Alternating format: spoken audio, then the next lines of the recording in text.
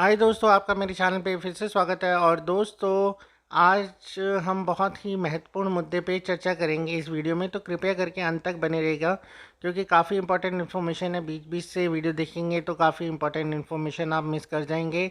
और video start करने पहले से मैं आप लोगों से अनुरोध करता हूँ कि आप चैनल को सब्सक्राइब कर लें, क्योंकि इस तरह की इन्फॉर्मेशन, इस तरह के नॉलेजेबल फैक्ट्स मेरे चैनल पे लगातार आते रहते हैं। तो दोस्तों देखिए, स्क्रीन पर आप जो देख पा रहे हैं ये गुड़गांव मानेसर का मास्टर प्लान है जो 2031 आपको दिख रहा होगा। और दोस्तों इसी पे कुछ आपको ब्लू ब्लू पैचेस दिख रहे होंगे, ब्लू कलर के, लाइट ब्लू कलर के पैचेस। आज हम इन्हीं पे चर्चा करने वाले हैं। ये बेसिकली ब्लू कलर के जो पैचेस आपको दिख रहे हैं ये यहाँ के कमर्शियल एरिया को दिखाते हैं। और आपको पता है कि एक जगह की डेवलपमेंट के लिए वहाँ पे कमर्शियल एरिया बहुत ज़्यादा इम्पॉर्टेंट रहता है। और कमर्शियल डेवलपमेंट जितनी अच्छी होगी तो वहाँ का रेजिडेंशियल एरिया भी उतना अच्छा ग्रो करेगा। तो कमर्शियल डेवलपमेंट बहुत ही ज़्यादा नेसेसरी हो जाती है। और गुड़गांव की अगर हम बात करें तो यहाँ पे कमर्शियल डेवलपमेंट के आधार पर ही गुड़गांव जो आज इतना आगे बढ़ा है। अन्यथा गुड़गांव गुड़गांव एक गांव की तरह ही रह जाता। तो इससे तो आप लोग परिचय होंगे ही।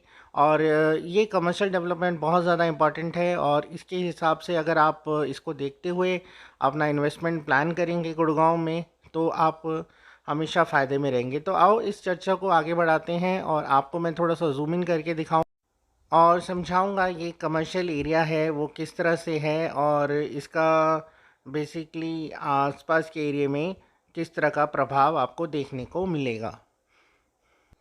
हाँ तो दोस्तों, अब आप देख रहे होंगे अपनी स्क्रीन पे, थोड़ा सा मैंने इसको जो मास्टर प्लान था इसको जूम कर दिया है।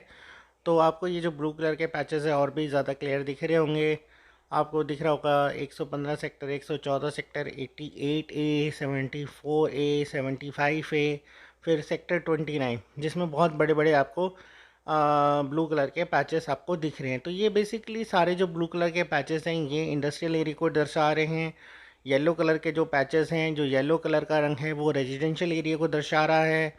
जो पिंकिश सा कलर है वो आपका इंडस्ट्रियल एरिया को दिखा रहा है। और आपका जो मैं कहूँगा जो लाइट कलर का ब्राउनिश कह सकते हैं या उसको रेडिश बोले, तो ये जो आपका जो एरिया है ये बेसिकली गवर्नमेंट बॉडीज़ जो होती हैं, जैसे कोर्ट्स वगैरह हो गए, तो ये उस एरिया को दिखा रहा है। कोर्ट हो गए, कोई गवर्नमेंट ऑफिसेज हो गए, तो ये एरिया बेसिकली ये जो कलर है ये इस एरिया को दिखा रहा है। तो हम अब आज जो हमारा केंद्र बिंदु रहेगा वो कमर्शियल एरिया रहेगा, क्योंकि हम लोग वाकिफ़ हैं, सब लोग वाकिफ़ हैं कि कमर्शियल एरिया जहाँ पे डेवलप होता है वहाँ पे जो रेजिडेंशियल एरिया वो अच्छा ग्रोथ करता है। तो आपका कमर्शियल एरिया की डेवलपमेंट को बहुत ज़्यादा आपको ध्यान में रखना चाहिए, क्योंकि गुड़गांव में जहाँ पे देखा गया है कि कमर्शियल एरिया अच्छा डेवलप किया, वहाँ का रेजिडेंशियल ने भी बहुत अच्छा खासा ग्रोथ किया है। जैसे आपने देखा होगा साइबर सिटी जैसे डेवलप हुआ है, तो उसके साथ में जो भी रेजिडेंशियल एरिया लगते हैं वो अच्छा खासा ग्रोथ कर गए। जबकि उससे पहले डेवलप हुआ हुआ पालम विहार एरिया या फिर उद्योग विहार एरिया थोड़ा सा पिछड़ता हुआ नज़र आया हमें। तो आओ चर्चा को आगे बढ़ाते हैं और इसी पे विचार करते हैं। और इन सेक्टरों को बेसिकली जिनको मैंने केंद्र बिंदु किया, सेक्टर 115, 114, 88, 74A, 75A, इन्हीं पे चर्चा करते हैं। क्योंकि बेसिकली अभी जो पुराने सेक्टर्स हैं वहाँ तो ऑलमोस्ट जो डेवलपमेंट होना था वो हो चुका है और वहाँ पे अब बहुत ज़्यादा स्कोप नहीं बचा है। और जो भी इन्वेस्टमेंट भी हो रहा है वो इन सेक्टरों के आसपास ही हो रहा है बेसिकली, क्योंकि इसमें कुछ सेक्टर द्वारका एक्सप्रेस में के हैं, कुछ न्यू गुड़गांव के, और कुछ सेक्टर SPR के हैं। तो आओ इस चर्चा को अब हम स्टार्ट करते हैं। तो दोस्तों इस चर्चा में हम पहले दो सेक्टर जो लेने हैं वो दिल्ली के बॉर्डर के साथ लगे हुए सेक्टर हैं, 115, 114। तो दोस्तों यहाँ पे हम देखेंगे कि किस तरह का बेसिकली अभी कमर्शियल डेवलपमेंट हुआ है। तो बेसिकली दोस्तों यहाँ पे जो कमर्शियल डेवलपमेंट हुआ है मैं कहूँगा कोई ख़ास नहीं हो पाया है इस एरिया में। और मे भी शायद इन फ्यूचर भी कुछ खास हो ना पाए, क्योंकि ये जो कमर्शियल सेक्टरों का दुर्भाग्य है कि ये 75 मीटर रोड पे आते हैं और बेसिकली जो भी कमर्शियल सेक्टर्स हैं उनको हाईवे के साथ होना चाहिए, बट इन सेक्टरों का ये दुर्भाग्य कहें कि ये बिल्कुल 75 मीटर रोड पे आते हैं, जिसे हम अपर द्वारका एक्सप्रेसवे के नाम से भी जानते हैं। और यहाँ पे जो कमर्शियल डेवलपमेंट हो रहा है वो हम मोरलेस देखें तो यहाँ पे सिर्फ प्लॉटिंग डेवलपमेंट आ रही है।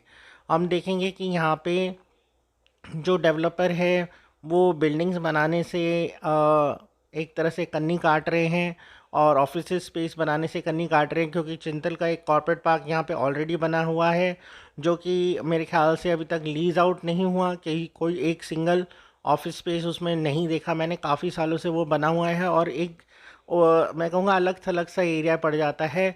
और यहाँ पे इसलिए ही डेवलपर पैसा बनाने के लिए क्या है एससीओ का कॉन्सेप्ट लेके आ रहे हैं, और वो सिर्फ प्लॉट बेच के अपनी कन्नी काटना चाहते हैं। तो इन सेक्टरों का जो भविष्य मुझे फ्यूचर में भी बहुत एक अच्छा नहीं दिखता।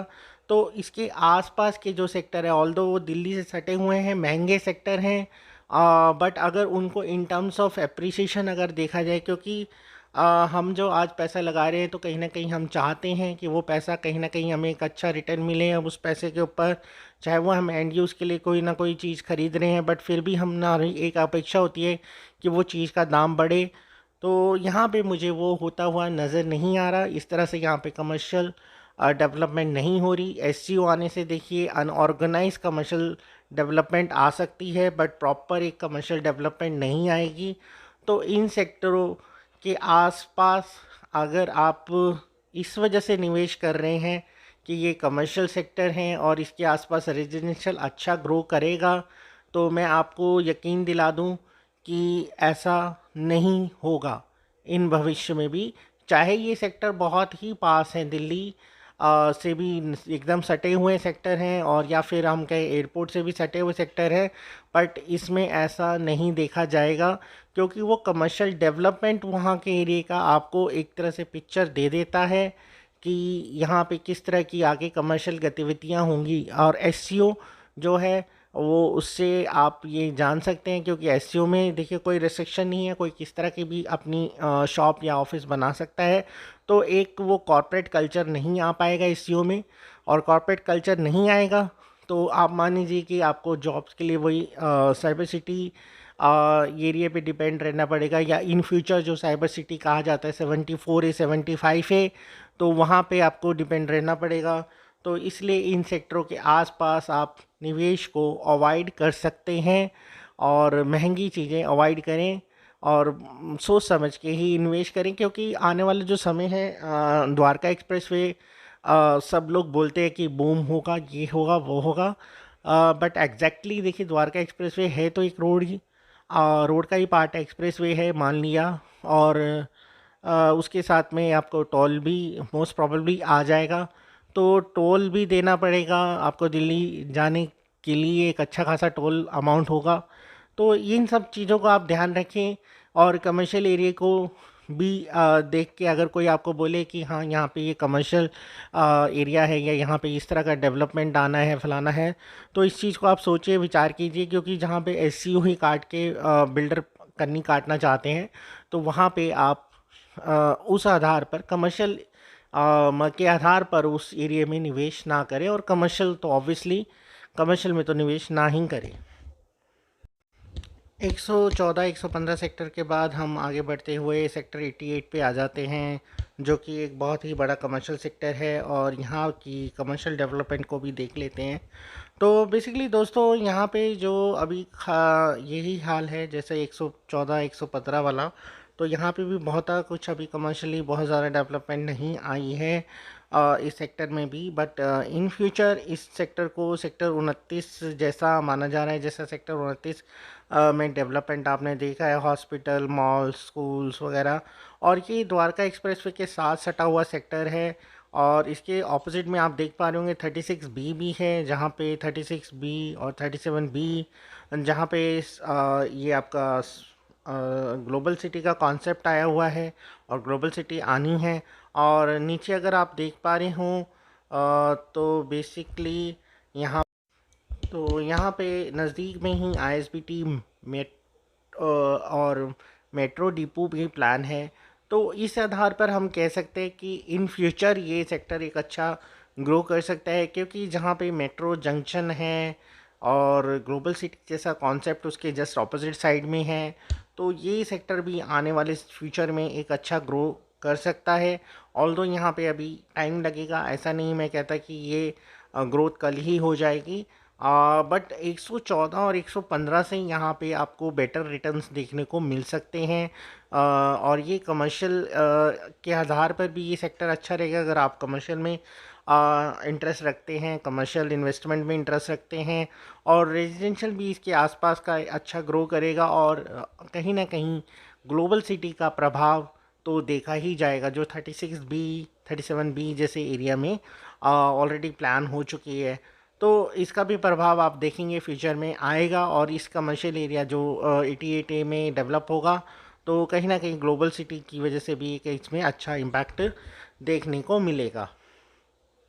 तो ओवरऑल अगर हम बात करें तो 88 में अभी तो फ़िलहाल कुछ ऐसा अभी कमर्शियल डेवलपमेंट बहुत ज़्यादा देखा नहीं गया, बट इन फ्यूचर यहाँ पे एक अच्छा खासा डेवलपमेंट आ सकता है। तो इसलिए आप इसके आसपास के रेजिडेंशियल सेक्टरों में निवेश कर सकते हैं, और जिससे कि आपको इन फ्यूचर एक अच्छा खासा एप्रिसिएशन और फ़ायदा मिलेगा। So last but not the least, तो ये देख पा रहे होंगे 75 है, 74 है, इसके सेक्टर आपको स्क्रीन पे दिख रहे होंगे। तो यहाँ पे देखिए डीएलएफ के पास ऑलरेडी काफ़ी बड़ा लैंड बैंक है इन सेक्टर्स में, और यहाँ पे आपने देखा भी होगा डीएलएफ ने ऑलरेडी अपना एस्टेब्लिशमेंट किया हुआ है डीएलएफ कॉर्पोरेट गिनी में के नाम से, जहाँ पे टीसीएस ऑलरेडी ऑपरेशनल है, और अमेरिकन एक्सप्रेस भी जल्दी यहाँ पे शिफ्ट हो रही है। तो इस तरह से देखा जाए तो जब मेजर मेजर प्लेयर आते हैं, बड़े बड़े नाम आते हैं, बड़े ब्रांड आते हैं, तो इन फ्यूचर वो जगह और अच्छी ग्रो करती है, और एक सेंट्रली लोकेटेड जगह कह सकते हैं हम। और सेक्टर्स हैं, और सेक्टरों की जो कनेक्टिविटी है वो NH8 से भी बहुत बेहतरीन है, द्वारका एक्सप्रेस वे से भी बहुत बेहतरीन है। तो ये एक पूरी प्लानिंग के हिसाब से ये सेक्टर बनाए गए हैं, और यहाँ पे जो कमर्शियल डेवलपमेंट है वो आने वाले फ्यूचर में और अच्छा आएगा। और जैसे जो साइबर सिटी 2 के नाम से हम जानते हैं, तो ये एरिया साइबर सिटी 2 के नाम से उभरेगा। तो इसके आसपास का एरिया जो है सेक्टर 76, 78, 79, अगर हम बात करें न्यू गुड़गांव के सेक्टर, और जैसे 88A हो गया जिसको अभी हमने डिस्कस किया, और उसके साथ में 37D, तो ये जितने भी सेक्टर्स हैं जो नियर टू दी सेक्टर्स हैं, मतलब 74 75 ही अच्छा ग्रो करेंगे।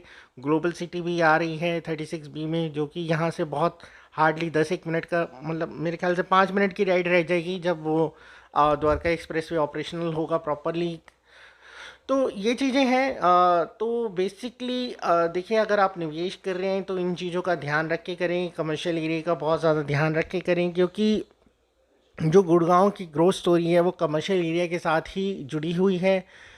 जैसे कि आपने देखा, पहले उद्योग विहार डेवलप हुआ तो उसके साथ में कापासेड़ा वगैरह जो था एरिया, वो भी एक अच्छा ग्रो किया उसने। फिर उसके बाद जैसे साइबर सिटी सुशान लोग ये एरिया अच्छा डेवलप किया, फिर उसके बाद आपका गोल्फ कोर्स रोड किया, फिर अभी गोल्फ कोर्स एक्सटेंशन रोड किया, एसपीआर रोड पे भी डेवलपमेंट आ रही है, और एसपीआर पे भी काफ़ी कमर्शियल आपको देखने को मिलेगा इन फ्यूचर। तो और ये जो बेसिकली साइबर सिटी 2 जो प्लान होगी 74A 75A सेक्टर में, तो इसका बहुत बड़ा इम्पैक्ट आने वाला है, ग्लोबल सिटी का बहुत बड़ा इम्पैक्ट आने वाला है।